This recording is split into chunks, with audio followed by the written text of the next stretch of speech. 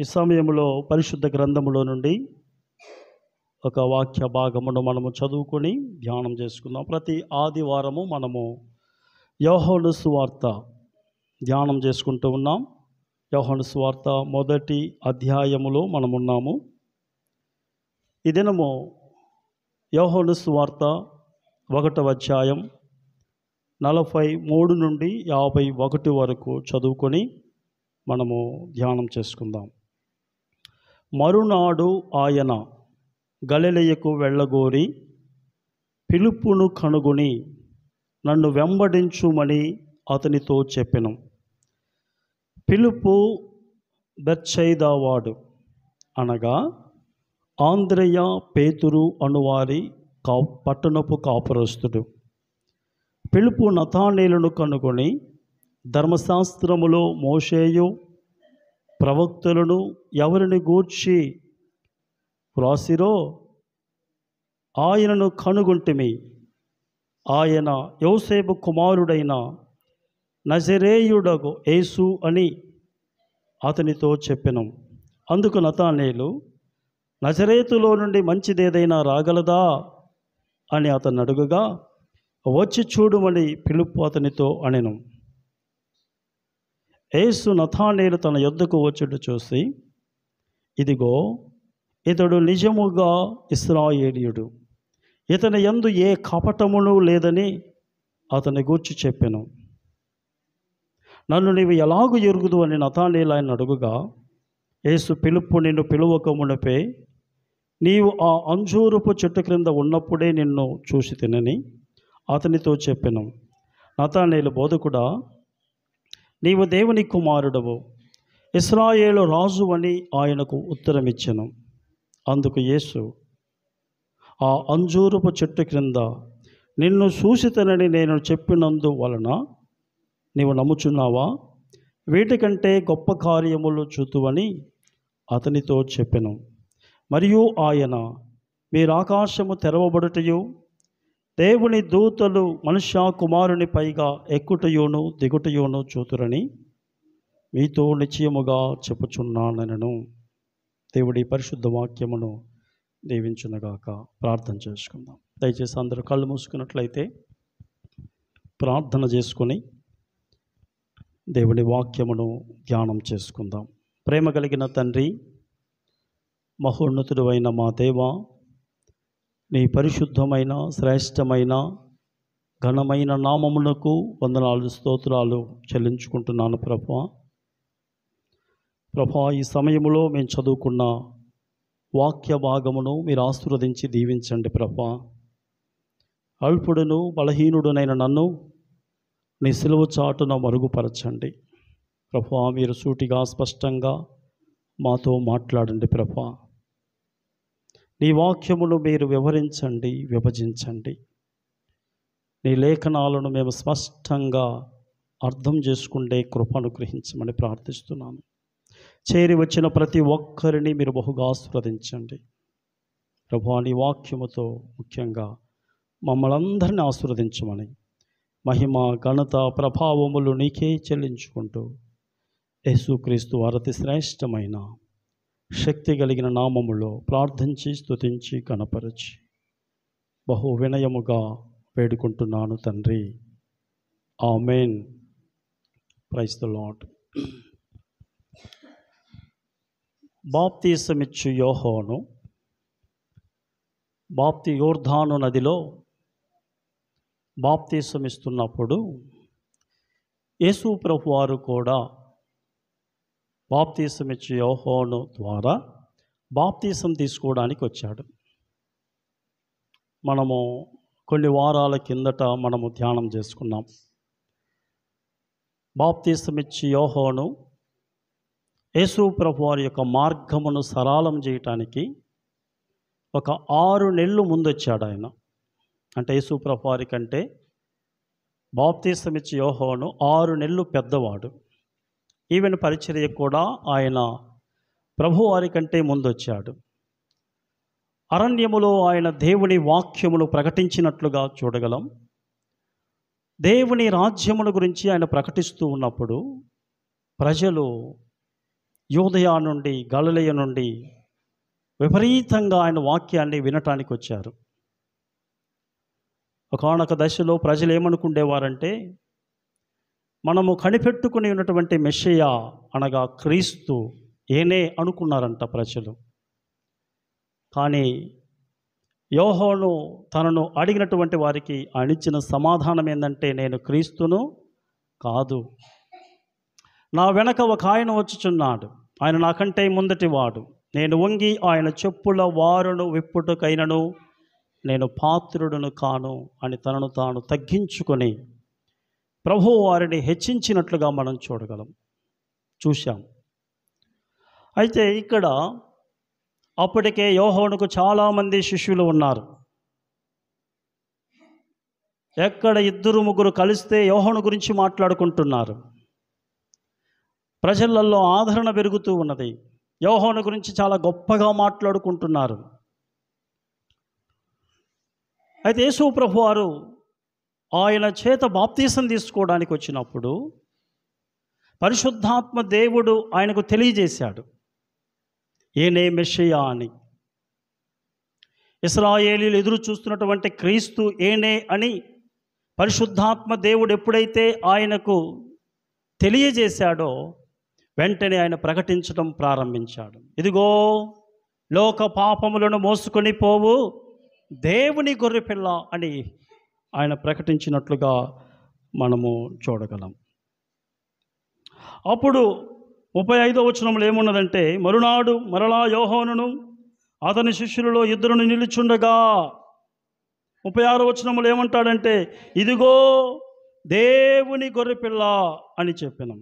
36వ వచనంలో ఆ మాట వినటువంటి ఆ 2 శిష్యులు ప్రభువును వెంబడించడం ప్రారంభించారు.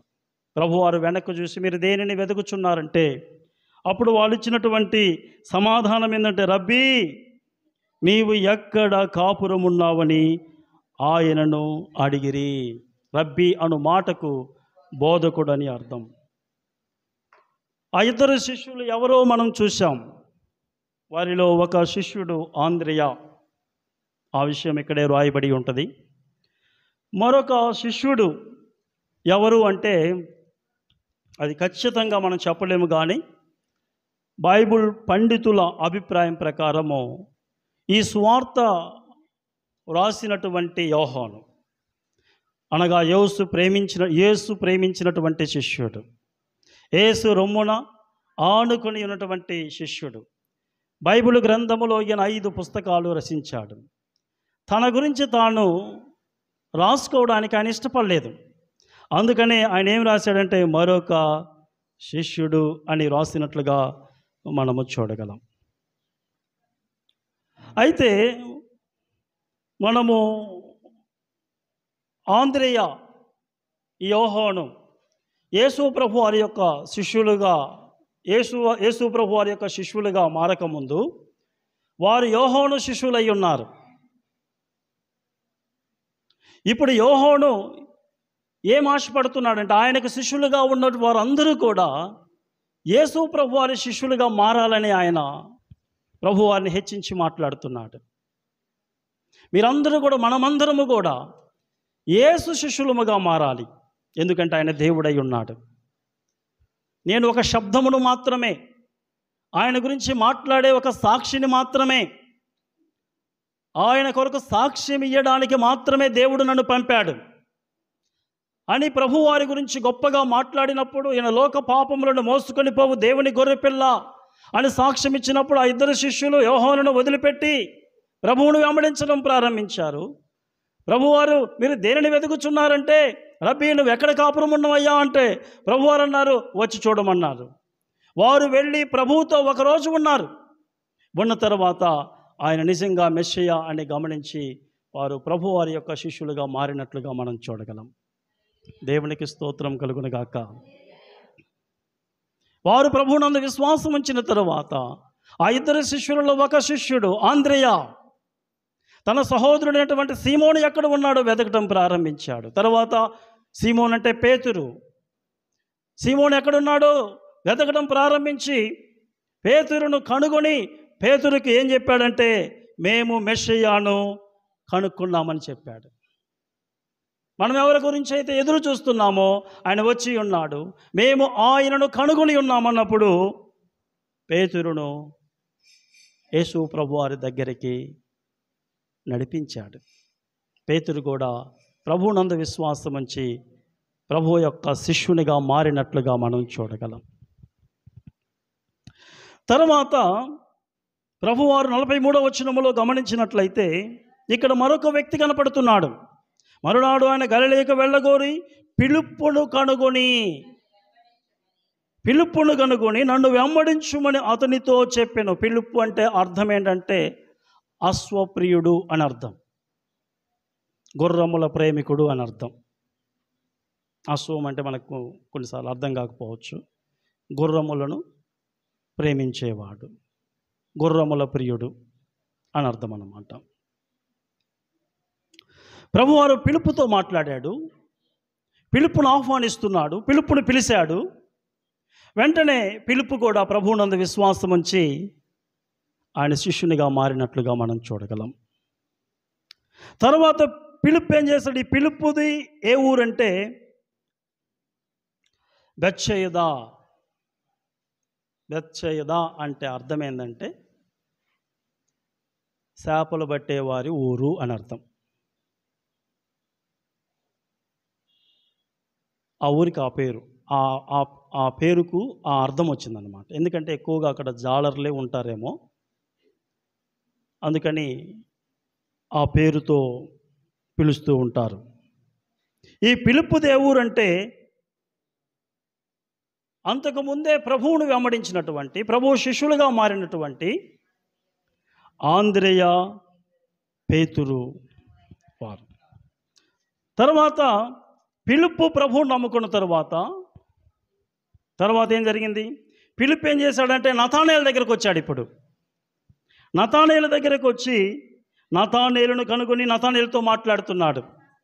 ధర్మశాస్త్రములో మోసేయు ప్రవక్తలను ఎవరిని గూర్చి వ్రాసిరో ఆయనను కనుగొంటిమి, ఆయన యోసేపు కుమారుడైన నజరేయుడగు యేసు అని అతనితో చెప్పాను. ఈ విధంగా దేవుని రాజ్యము విస్తరించినట్లుగా మనం చూడగలం. ఫస్ట్ ఆంద్రేయ ప్రభు నమ్ముకున్నాడు. ఆంద్రేయ వెళ్ళి పేతురుకు చెప్పాడు. తరువాత ప్రభువారు ఫిలిప్పును ఆహ్వానించాడు. ఫిలిప్పు ప్రభువునందు విశ్వాసం ఉంచాడు. తర్వాత ఫిలిప్పు వెళ్ళి ఇప్పుడు ఎవరికి చెప్పాడు? నతానేలుకి చెప్పాడు. ఆంద్రేయకు మరొక శిష్యునికి ఎవరు చెప్పారు?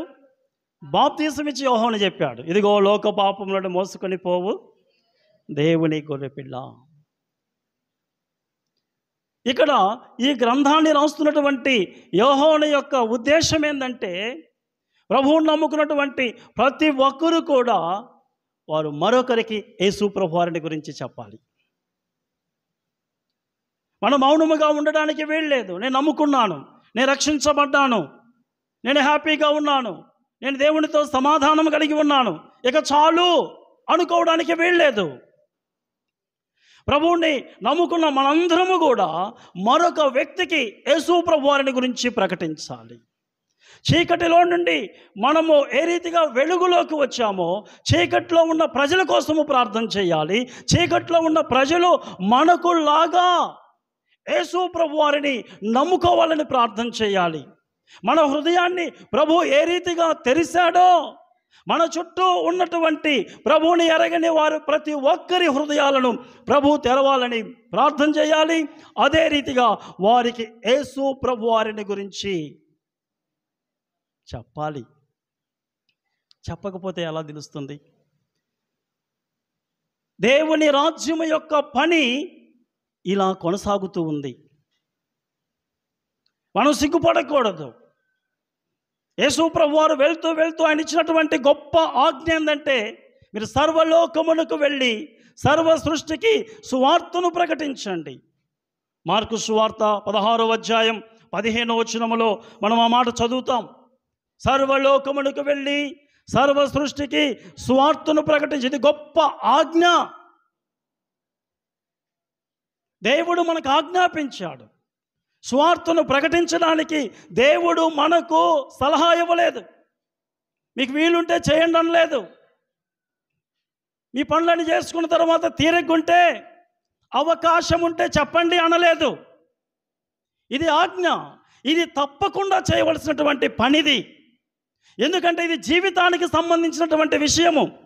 ఇది రక్షణకు సంబంధించినటువంటి విషయము. ఇది గొప్ప వార్త, శుభవార్త. నిత్య నరకము నుంచి తప్పించుకోవడానికి మార్గం ఇది. యేసు ప్రభువారు మాత్రమే ఒక వ్యక్తిని పాపము నుంచి రక్షించగలడు. ఆ గుడ్ న్యూస్, ఆ శుభవార్త రుచి చూసినటువంటి ప్రతి ఒక్కరు కూడా బయటికి వెళ్ళి ఇతరులకు ప్రకటించాలి.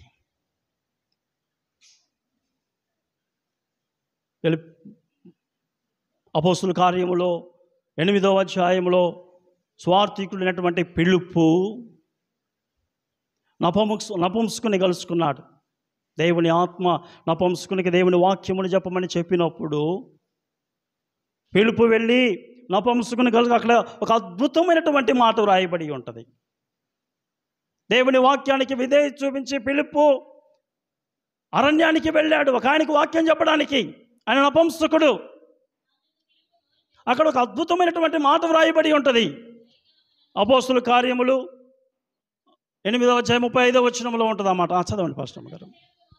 అందుకు ఫిలిప్పు నోరు తెరచి ఆ లేఖనమును అనుసరించి అతనికి యేసును గూర్చి సువార్తను ప్రకటించెను. దేవునికి స్తోత్రం.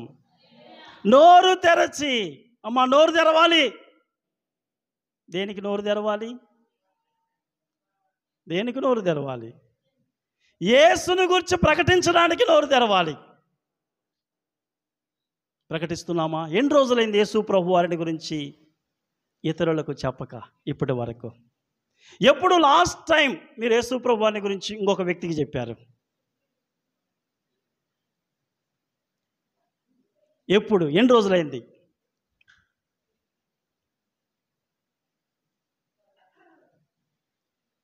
మమ్మల్ని ఎవరు రిసీవ్ చేసుకున్నా, రిసీవ్ చేసుకోకపోయినా, అనుకూలించకపోయినా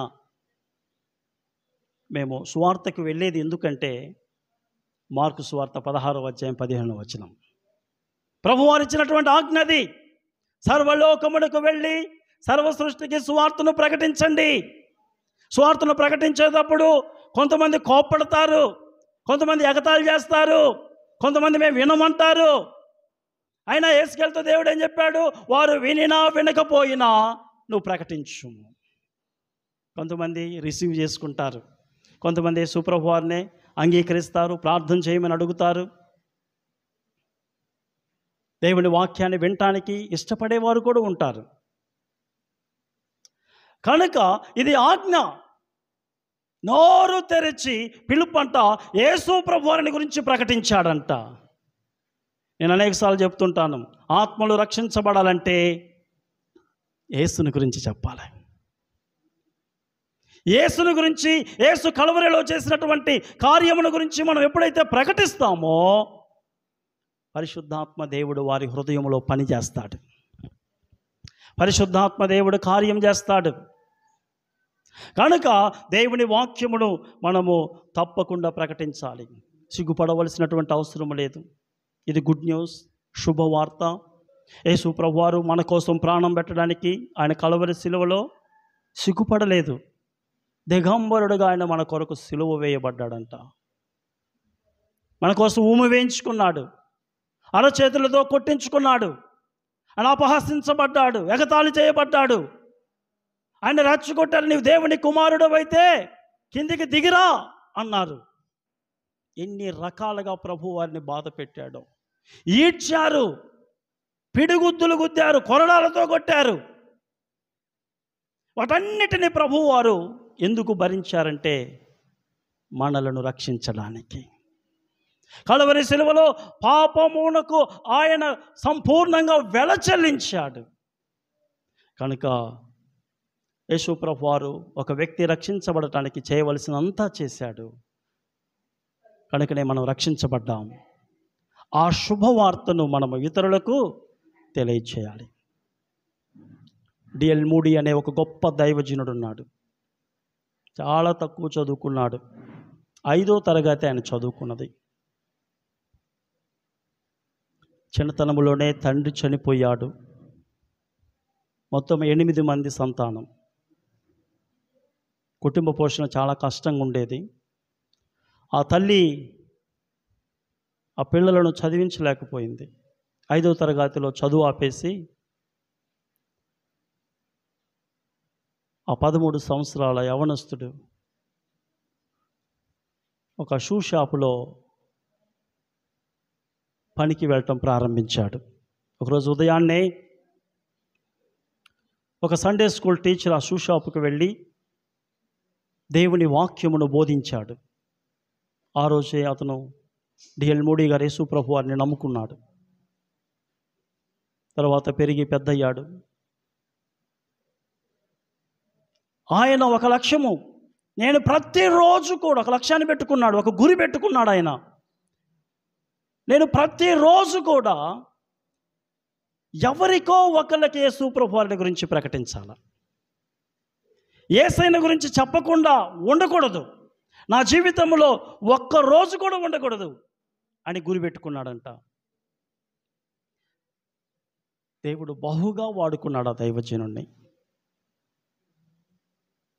ఈరోజు మనము చూస్తున్నటువంటి పెద్ద పెద్ద బహిరంగ సభలు కానీ, పెద్ద పెద్ద హాళ్ళు తీసుకొని క్రైస్తవ మీటింగులు పెట్టడం కానీ, అనౌన్స్మెంట్లు చేయడం కానీ, ఇవన్నీ కూడా డిఎల్ మూడీ గారు పరిచయం చేసినవే.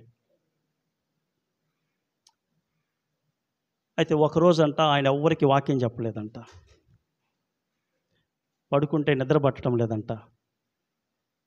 ఎందుకు నాకు నిద్ర పట్టడం లేదు అంటే దేవుడు మాట్లాడాడంట. మూడీ, ఈరోజు నువ్వు ఎవరికన్నా చెప్పావా నా గురించి? చెప్పలేదు ప్రభువా. వెళ్ళి చెప్పు. అప్పటికే చాలా సమయం అయిపోయింది, రాత్రి అయిపోయింది. అప్పుడు ఎవరుంటారు వీధులలో? సినిమాకి వెళ్ళొచ్చే వాళ్ళు ఉంటారు. అప్పుడే సెకండ్ షోకి వెళ్ళి వచ్చేవాళ్ళు 1 గంటకి 2 గంటలకి, అప్పుడు వాళ్ళే కదా ఉండేది. అని వెళ్తే ఒక అతను ఒక స్తంభానికి అలా ఆనుకొని ఏదో ఆలోచిస్తున్నాడంట. మరి ఎవరి కోసం ఎదురు చూస్తున్నాడో ఏమో తెలియదు. డిఎల్ మూడీ గారు వెళ్ళి ఆ కుర్రోడి మీద ఇలా చేయేసాడంట. చేసి, ఏం తమ్ముడు ఎక్కడున్నావు అని మాట కలిపి యేసు ప్రభువారిని గురించి ప్రకటించాడంట. ప్రభువారి గురించి ప్రకటించగానే ఈ చెయ్యిని ఆయనంట ఇలా తోసేసి చాలా కోపంగా, మైండ్ యువర్ ఓన్ బిజినెస్ అన్నాడు. నీ పని చూసుకోపోయా అన్నాడంట. అప్పుడు డిఎల్ మూడీ గారు చాలా మృదువుగా నవ్వుతూ ఆ కుర్రోడి కళ్ళల్లో కళ్ళు పెట్టి ఏమన్నాడంటే, బాబు ఇదే నా బిజినెస్. ఏంటిదంట? నా పని. ఆ కుర్రోడేమన్నా నీ పని చూసుకోపోయా అన్నాడంట. బాబు నా పని ఇదే. నా పని ఏంటిదో తెలుసా? యేసయ్యను గురించి ఇతరులకు చెప్పటం. తర్వాత ఆ కుర్రోడికి వెళ్ళిపోయిందంట, నిద్ర పట్టలేదంట. తర్వాత ఆ యవనస్తుడు యేసు ప్రభువారిని తన హృదయంలో చేర్చుకున్నాడంట. ఎవరికో ఒకరికి మనం యేసయ్యను గురించి చెప్పాలి. మన జీవిత కాలంలో ఒక్క వ్యక్తిని మన జీవిత కాలంలో ప్రభు దగ్గరికి నడిపించాలా. ఆంద్రేయ తన సహోదరుని నడిపించాడు. ఫిలిప్పు నతానేలును నడిపించాడు. యోహాను ఆంద్రేయను యోహానును యేసు ప్రభు వారికి పరిచయం చేసి ఆయన శిష్యులుగా అయ్యేటట్లు చేశాడు. కానీ ప్రియమైన వారలారా, మరి మన పరిస్థితి ఏంటి? మనం ఎంతమందికి ప్రభువు నమ్ముకుని ఎంతకాలం అయింది? మనం ఎంతమందికి దేవుని గురించి చెప్పాం? మన ద్వారా ఒక్కరన్న కనీసం ఇప్పటి వరకు ఒక్కరన్న యేసు ప్రభు వారిలోనికి వచ్చారా? రాకపోతే మనం భారంగా ప్రార్థన చేసి ప్రభువుని అడగండి. తప్పకుండా ప్రభు వారు మనకి ఆత్మలను ఇస్తాడు. Praise the Lord. ఇప్పుడు ఫిలిప్పు ఏం చేశాడంటే నతానేలును కనుగొని ధర్మశాస్త్రములో మోషేయు ప్రవక్తలను ఎవరిని గురించి వ్రాసిరో ఆయనను కనుగొంటిమి. ఫిలిప్పుకు దేవుని వాక్యము తెలుసు. ప్రవక్తలలో యేసు ప్రభువు వారి గురించి వ్రాయబడి ఉన్నది. మోషే ధర్మశాస్త్రములో యేసు ప్రభువు వారి గురించి వ్రాయబడి ఉన్నది. మన ద్వితీయోపదేశ కాండము 18వ అధ్యాయము 15 నుంచి మనము 19 వరకు చదివినట్లయితే ఒక ప్రవక్తగా యేసు ప్రభువు వారు వస్తారని వ్రాయబడి ఉంటుంది. యెషయా గ్రంథం 53వ అధ్యాయంలో యేసు ప్రభువు వారి యొక్క శ్రమల గురించి వ్రాయబడి ఉంటుంది. అదే రీతిగా మీకా గ్రంథం 5:2లో ఆయన బెత్లెహేములో పుడతాడని వ్రాయబడి ఉంటుంది. జకరియా గ్రంథము 9వ అధ్యాయం 9వ వచనములో ఆయన గాడిదను ఎక్కి యెరూషలేములో ప్రవేశిస్తాడని వ్రాయబడి ఉంటుంది. కనుక బహుశా ఫిలిప్పు నతానేలుతో మాట్లాడుతూ ఉన్నప్పుడు ఈ వాక్య భాగాలన్నీ గుర్తు చేసుకున్నాడు. దేవుని వాక్యము ఎరిగినటువంటి వ్యక్తి ఫిలిప్పు. అయ్యా, మనం ఎవరి గురించి అయితే వ్రాసామో, ఎవరి గురించి అయితే చదివామో, మోషే ధర్మశాస్త్రములో ప్రవక్తల గ్రంథాలలో ఎవరి గురించి అయితే వ్రాయబడి ఉన్నదో ఆయన నేను కనుగొన్నాను. ఆయన్ని నేను కనుగొన్నాను. అప్పుడు నతానేలు ఏమంటాడంటే 46వ వచనములో నతానేలు అంటాడు, అందుకు నతానేలు నజరేతులో నుండి మంచిదేదైనా రాగలదా అంటాడు. నతానేలుకి నజరేతు గురించి ఎలా తెలుసు అంటే, నతానేలుది కానా అనే ఊరు. ఇది గలిలయ ప్రాంతంలో ఉంటుంది. నజరేతు గ్రామము, కానా ఇవన్నీ కూడా పక్కపక్కనే ఉంటాయి. ఇరుగు పొరుగు గ్రామాలు అన్నమాట. నజరేతు సంగతి బాగా తెలుసు నతానేలుకి. నజరేత్ అనేది ఆ రోజులలో బాగా పాడైపోయినటువంటి గ్రామం, గుర్తింపు లేని గ్రామం, హైవేకి చాలా దూరంగా ఉండే గ్రామం. ఆ రోజులలో నజరేతుకి మంచి పేరు లేదు.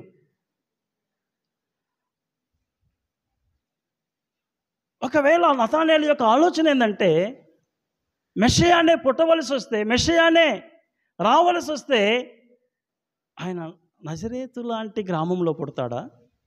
ఆయన బెత్లెహేములో కదా పుడతానన్నది.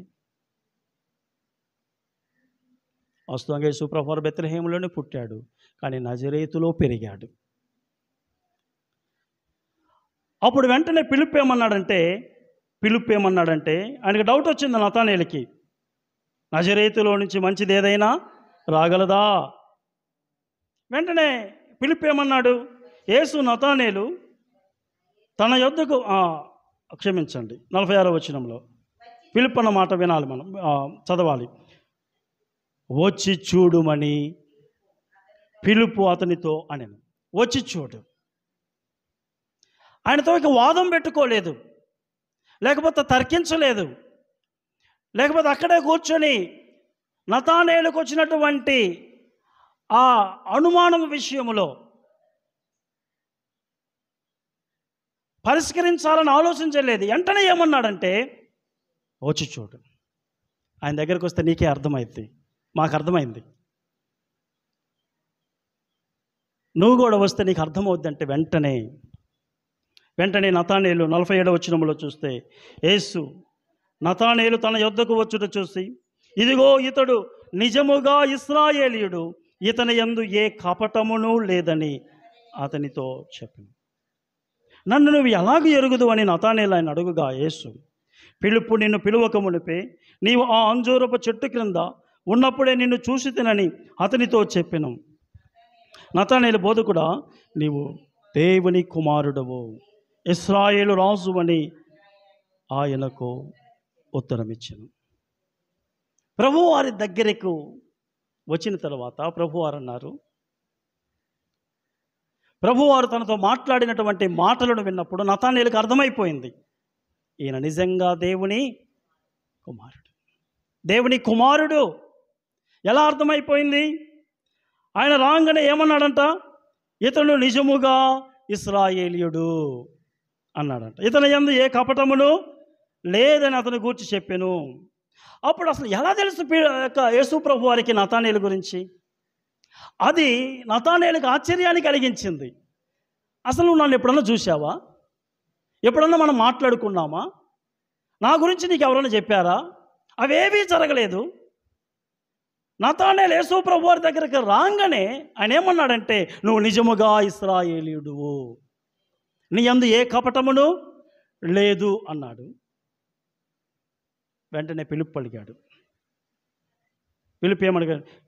నన్ను నీవు ఎలాగూ ఎరుగుదు అని నతానేలు ఆయనను అడుగగా. ఎవరికైనా వస్తుంది ఆ డౌట్. ఒక ఎరగని వ్యక్తి వచ్చి మన పేరుతో పిలిచాడు అనుకోండి, మన ముక్కు ముఖం తెలియనటువంటి వ్యక్తి, మీరు సెంటర్లో వెళ్తూ ఉన్నారు. ఎవరో వచ్చి అసలు ఎప్పుడూ మిమ్మల్ని చూడలేదు, ఆల్ ఆఫ్ సడన్గా వచ్చి అమ్మ రాము గారు బాగున్నారా అన్నారు అనుకోండి, ఆశ్చర్యం వేస్తుంది కదా. నా పేరు నీకెలా తెలుసు? నువ్వు నన్ను ఎప్పుడన్నా చూసావా? లేకపోతే ఎవరన్నా చెప్పారా నా పేరు? మనం వెంటనే అడుగుతాం. ఇక్కడ నతానేలు కూడా ప్రభువారిని అదే అడుగుతున్నాడు. నేను నీకెలా తెలుసయ్యా అన్నప్పుడు ప్రభువారు ఏమంటున్నారంటే, నువ్వు ఆ పిలుపు నిన్ను పులవక మునుపు ఆ అంజూరపు చెట్టు కింద నువ్వు ఉన్నప్పుడే నేను నిన్ను ఎరుగదును అన్నప్పుడు వెంటనే నతానేలు ఏమన్నాడంటే, బా నువ్వు నిజంగా దేవుని కుమారుడు, నువ్వు దేవుడు అని నేను నమ్ముతున్నానయ్యా, నువ్వు నిజముగా దేవుని కుమారుడు. ఈ పద్ధతిని మాత్రమే మనము ఇలాంటి పద్ధతిని మనము పాటించినట్లయితే నిజంగా ప్రజలు ప్రభువారిని తెలుసుకుంటారు. పిలుపు అదే అన్నాడు, నువ్వు ఒకసారి రా ఆయన దగ్గరికి, ఒకసారి రా. నేను చెప్పటం కాదు, నువ్వు వచ్చి చూస్తే నీకు అర్థమవుతుంది. ప్రజలకు మనం ఇదే చెప్పాలా. ప్రజలకు యేసు ప్రభువారు అంటే రకరకాల సందేహాలు ఉంటాయి, అనుమానాలు ఉంటాయి. యేసు ప్రభువారు ఆయన కూడా అనేక మంది దేవుళ్ళల్లో ఆయన ఒక దేవుడు, లేకపోతే యేసు ప్రభువారు ఒక మంచి దేవుడని, యేసు ప్రభువారు ఆయన వ్యాధులను బాగు చేశాయనని, అవసరతలను తీర్చాయనని, ఇలాంటి రకరకాల అపోహాలు కలిగి ఉన్నారు. వాటిల్లో కొన్ని సత్యమే, కాదంటం లేదు. కానీ యేసు ప్రభువారు మన నుంచి ఏం కోరుకుంటున్నాడంటే, ప్రజలు ఆయనను దేవునిగా గుర్తించాలని ఆయన ఆశపడుతూ ఉన్నాడు. ప్రజలు ఆయనను మెస్సయ్యగా చూడాలని ఆశపడుతున్నాడు. ప్రజలు ఆయనను సృష్టికర్తగా చూడాలని ఆశపడుతున్నాడు.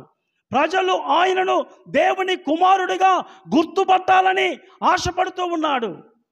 ప్రజలు ఆయనను వ్యాధులను స్వస్థపరిచే వ్యక్తిగా గుర్తుపట్టాలని ఆయన కోరుకోవటం లేదు. అందుకనే ఆయన అనేకులను బాగు చేసిన తర్వాత ఆయన ఏమనేవాడంటే, ఈ సంగతి మీరు ఎవరితో చెప్పవద్దు అంటే, ఆయన స్వస్థపరచడానికి నేను వ్యతిరేకం కాదు. ప్రభువారి యొక్క ఆశ, ఎందుకంటే మన దేవుడు విశ్వసించినట్లయితే ఆయన తప్పకుండా స్వస్థపరుస్తాడు. మన సంఘంలో ఎన్నో అద్భుతాలు దేవుడు చేశాడు, ఎంతోమందిని బాగు చేశాడు. మన సంఘములో మరణపు అంచుకు వెళ్ళినటువంటి వారిని కూడా బాగు చేసి ఈరోజు మన మధ్యలో కూర్చోబెట్టాడు. అవునా కాదా? ఇది సత్యం. సామాన్యులమైనటువంటి మనం ఒక చిన్న గుంపుగా చేరి ప్రార్థన చేసినప్పుడు ప్రభువారు మన మొర ఆలకించి, సంఘము యొక్క ప్రార్థన ఆలకించి దేవుడు కార్యాలు చేశాడు. మన జీవితంలో మన సంఘములో చాలా అద్భుతాలు దేవుడు చేశాడు. కానీ ప్రభు వారు మన నుంచి ఆశించేది ఏంటంటే, ఆయన వ్యాధులను బాగు చేశాయన అని ప్రజలు ప్రభువారిని గుర్తించటం కాదు, ఆయనను మెస్సయ్యగా గుర్తించాలి, ఆయనను దేవునిగా గుర్తించాలి. అది దేవుడు ఆశించేది ప్రజల నుంచి. ఎందుకంటే ఆయన ఈ లోకానికి వచ్చినటువంటి ప్రధానమైనటువంటి ఉద్దేశం ఏంటంటే, పాపులను రక్షించడానికి. హల్లెలూయా.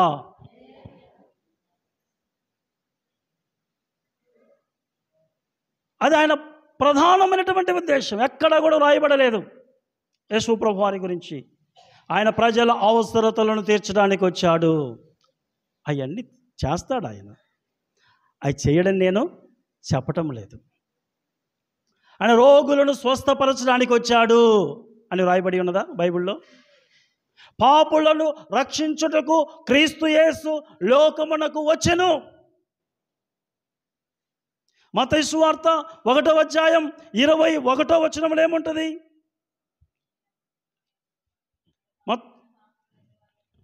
మత్తయి సువార్త 1వ అధ్యాయం 21వ వచనంలో ఏముంటుంది?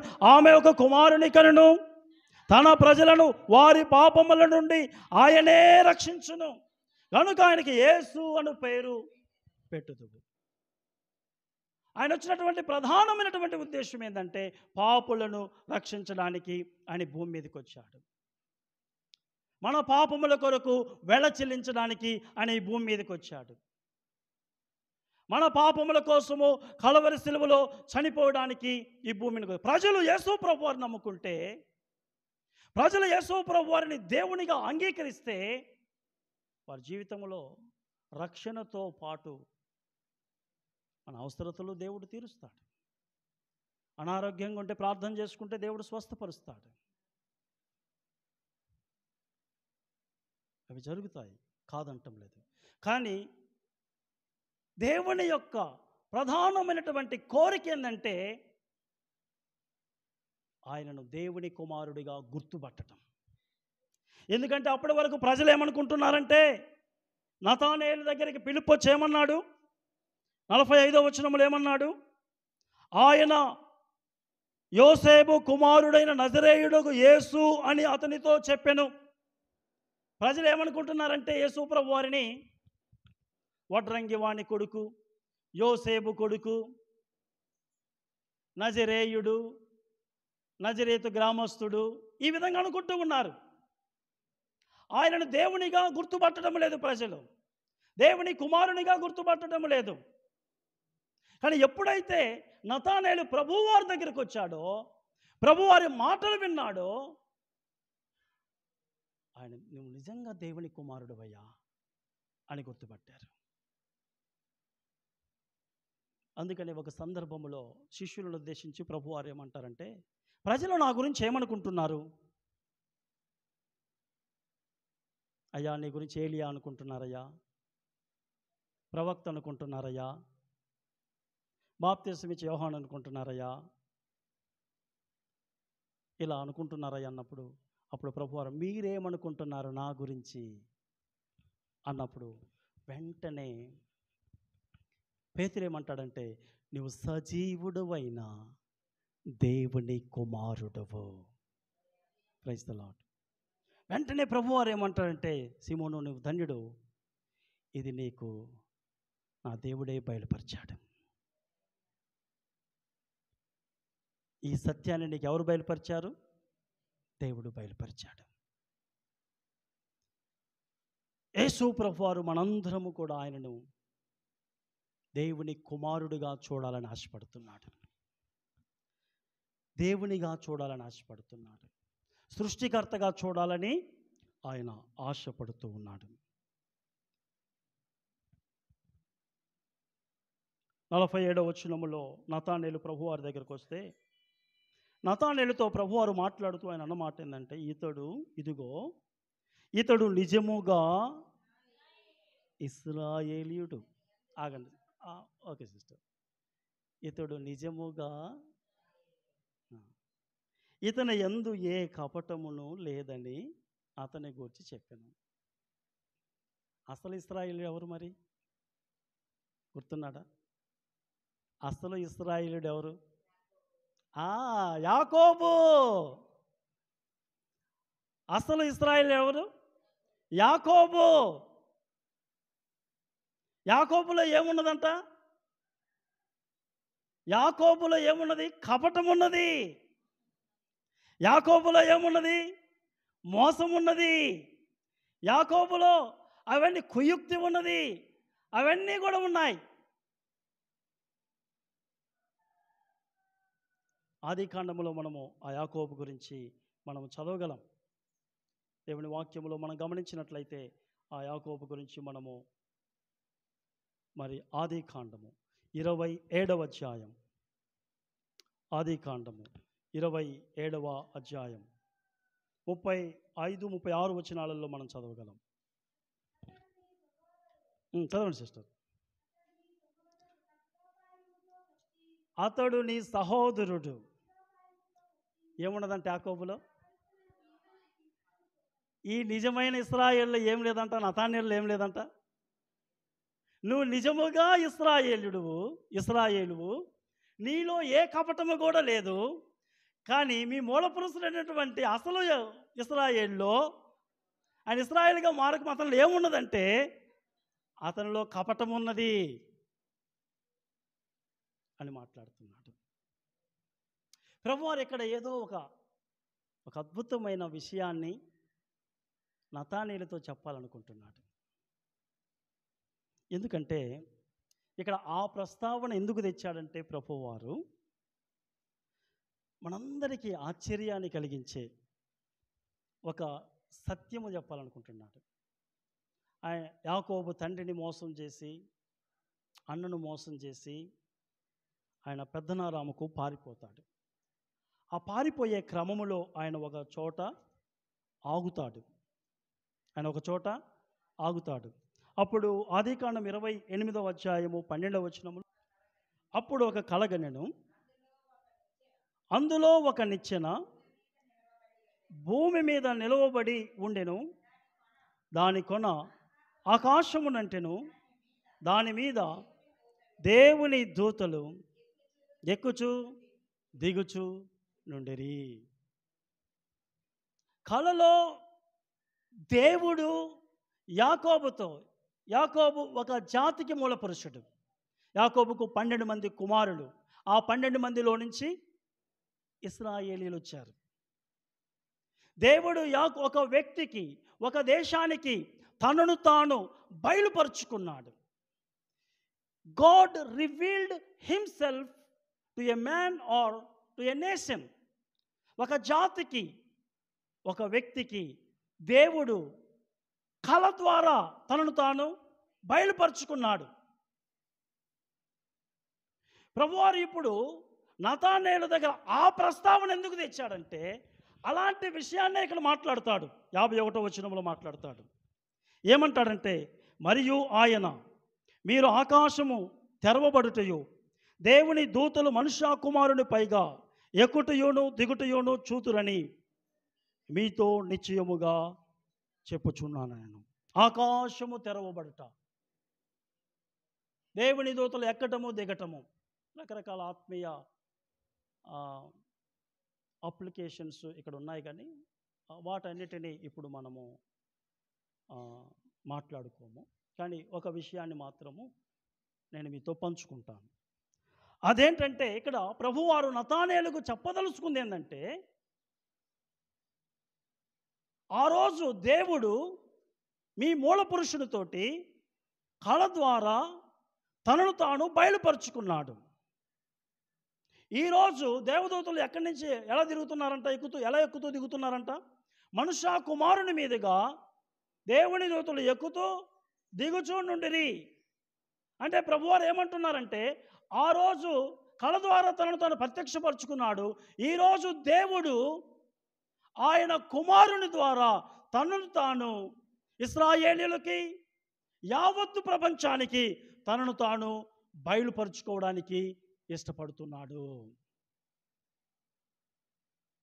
అందుకనే యోహాను సువార్తలో 1వ అధ్యాయం 18వ వచనంలో ఏమంటాడంటే, ఇదే యోహాను అంటాడు, ఎవడును ఎప్పుడైనను దేవుని చూడలేదు, తండ్రి రొమ్మునను అద్వితీయ కుమారుడే ఆయనను బయలుపరిచాను.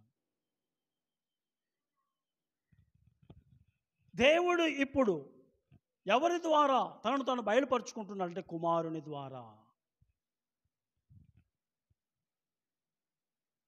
ఇప్పుడు దేవుడు తనను తాను ఎవరి ద్వారా బయలుపరుచుకున్నాడు, దేని ద్వారా బయలుపరుచుకుంటున్నాడంటే దేవుని వాక్యము ద్వారా. ఆ కుమారునికి ఏమని చెప్పబడిందంటే, దేవుని వాక్యమును నామము ఆయనకు పెట్టబడి ఉన్నది. అనగా ఈ వాక్యము ద్వారా దేవుడు ఈరోజు తనను తాను మనకు బయలుపరుచుకోవడానికి ఇష్టపడుతున్నాడు.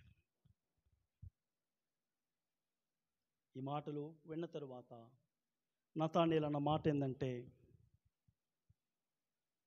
49వ వచనములు అంటాడు, నతానీలు, బోధకుడా, నీవు దేవుని కుమారుడు. ఇంకొక మాట, ఇశ్రాయేలు రాజువు అని ఆయనకు ఉత్తరం ఇచ్చాను. నువ్వు దేవుని కుమారుడు, దేవుని కుమారుడని ఒప్పుకుంటున్నాడు. రెండవదిగా ఏం ఒప్పుకుంటున్నాడంటే, నువ్వు రాజువయ్యా, ఇశ్రాయేలు రాజువు. నువ్వు ఇశ్రాయేలు రాజు అనగా నువ్వు నా రాజుగా నేను అంగీకరిస్తున్నాను, నిన్ను నా రాజుగా అంగీకరిస్తున్నాను. ఈ రోజు నుంచి నీ అధికారము కింద జీవించడానికి నేను ఇష్టపడుతూ ఉన్నాను. ఈ రోజు నుంచి నీ వాక్య అధికారము కింద, నీ అధికారము కింద నేను జీవించడానికి ఇష్టపడుతూ ఉన్నానని తనను తాను దేవునికి సరెండర్ అయిపోయినట్లుగా, సరెండర్ చేసుకున్నట్లుగా మనము చూస్తూ ఉన్నాం. యేసుప్రభు వారిని నమ్ముకోవటం అంటే అదే. అంధకార శక్తుల అధికారము నుండి దేవుని అధికారము కిందికి రావడం. రోమిలికి రాసిన పత్రికలు అదే మనం చదువుతాం. యేసు ప్రభు అని నీ నోటితో ఒప్పుకొని ఆయన మృతులలో నుండి లేచినని నీ హృదయమందు విశ్వసించిన ఎడల నువ్వు రక్షించబడుతూ. యేసును ప్రభువుగా ఒప్పుకోవడం. ప్రభు అంటే లార్డ్, అంటే నీ అధికారము కింద నేను ఉండటానికి ఇష్టపడుతున్నాను, ఒప్పుకుంటున్నాను అని చెప్పడం అన్నమాట. కనుక ఎవరైతే ఆయన అధికారానికి ఒప్పుకుంటారో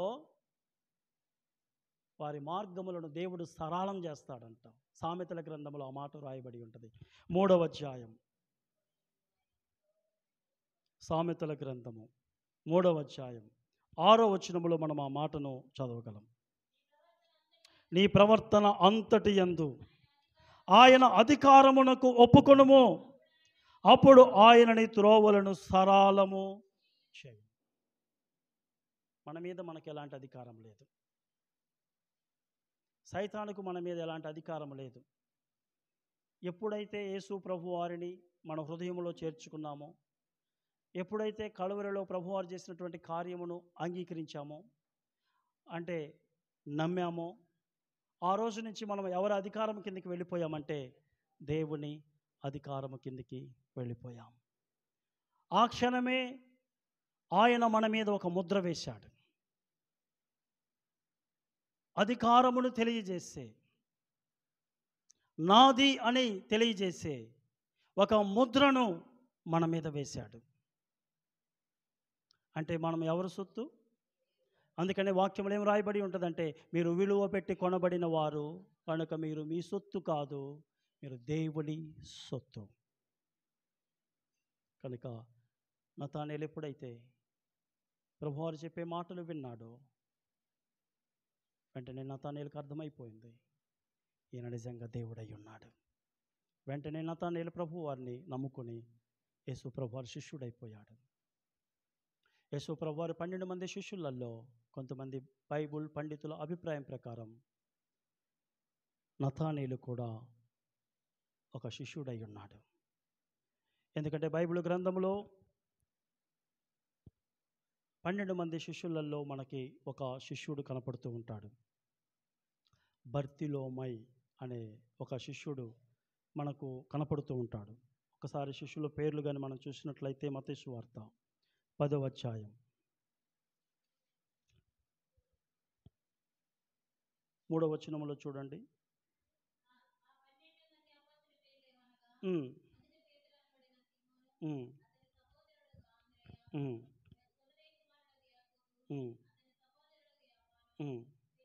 పిలుపు, బర్తిలోమై. దీన్ని బట్టి భక్తులు ఏమంటారంటే, ఇక్కడ మీరు జోడు చూడండి ఒకసారి. ఆంధ్ర ఎవరు నడిపించారు? పేతురును నడిపించాడు. ఆంధ్రేయ పేతురును నడిపించాడు. వాళ్ళిద్దరు పేర్లు పక్క పక్కన ఉన్నాయి చూడండి ఒకసారి. యాకోబు యోహాను పేర్లు కూడా పక్క పక్కన ఉన్నాయి. ఇక్కడ మీరు ఎక్కడ యేసు ప్రభు వారి శిష్యుల పేర్లు చదివినా పిలుపు పక్కన ఎవరి పేరు ఉంటుందంటే బర్తిలోమై పేరు ఉంటుంది. భక్తులు అందుకనే ఏం అభిప్రాయపడుతున్నారంటే ఇది బహుశా నతానేలు పేరు కావచ్చు. ఎందుకంటే నతానేల్ని ప్రభు దగ్గరికి నడిపించింది ఎవరంటే ఫిలిప్పు.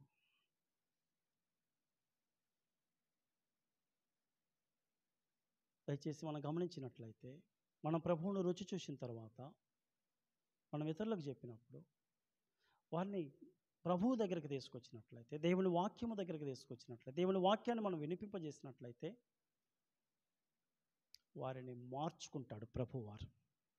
మనం ఒక వ్యక్తిని మార్చలేం.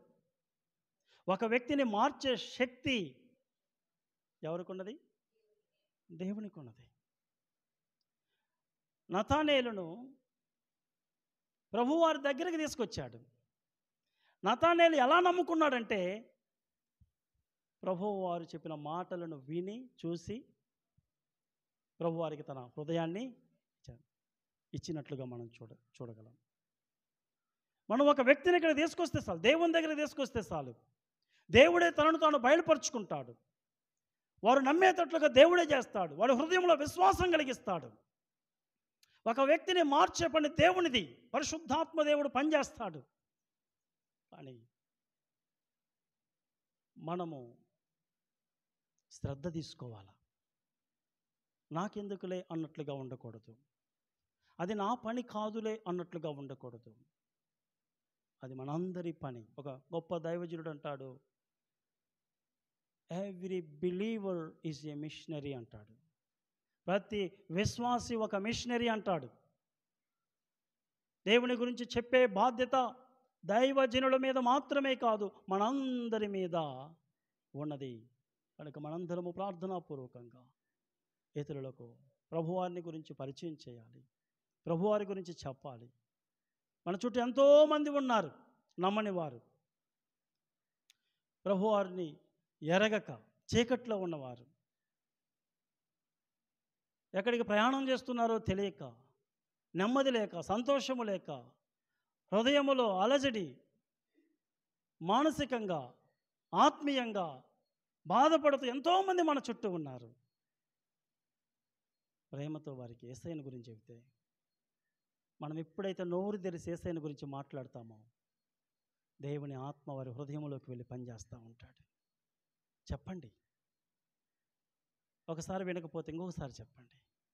అలా మనం చెప్తూ ఉన్నప్పుడు మీరు వినరు అనుకోవద్దు. దయచేసి అవకాశం ఉన్నప్పుడు అల్లా చెప్తా ఉన్నప్పుడు ఏదో ఒక రోజు తప్పకుండా వారి హృదయాన్ని దేవుడు పగలగొడతాడు.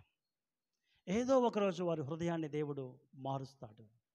తప్పకుండా వారు ప్రభు దగ్గరికి వచ్చినప్పుడు వారు సాక్ష్యం చెబుతారు. నన్ను ప్రభువులోనికి నడిపించడానికి పలానా వ్యక్తిని దేవుడు వాడుకున్నాడు.